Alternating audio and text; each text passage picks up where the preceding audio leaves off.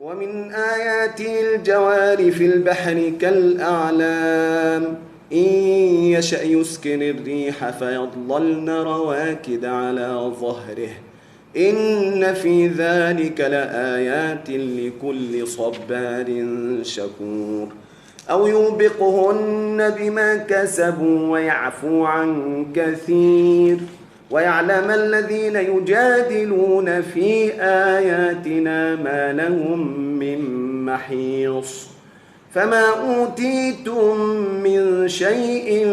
فمتاع الحياة الدنيا وما عند الله خير وأبقى للذين آمنوا وعلى ربهم يتوكلون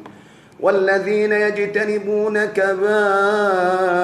الإثم والفواحش وإذا ما غضبوا هم يغفرون والذين استجابوا لربهم وأقاموا الصلاة وأمرهم شورى بينهم ومما رزقناهم ينفقون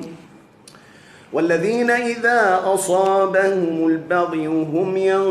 ينتصرون وجزاء سيئة سيئة مثلها فمن عفا وأصلح فأجره على الله إنه لا يحب الظالمين ولمن انتصر بعد ظلمه فأولئك ما عليهم من سبيل إنما السبيل على الذين يظلمون الناس ويبغون في الأرض بغير الحق أولئك لهم عذاب أليم ولمن صبر وغفر إن ذلك لمن عزم الأمور ومن يضلل الله فما له من ولي من بعده وترى الظالمين لما رأوا العذاب يقولون هل إلى مرد من سبيل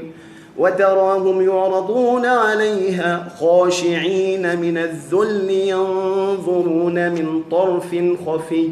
وقال الذين آمنوا إن الخاسرين الذين خسروا أنفسهم وأهليهم يوم القيامة ألا إن الظالمين في عذاب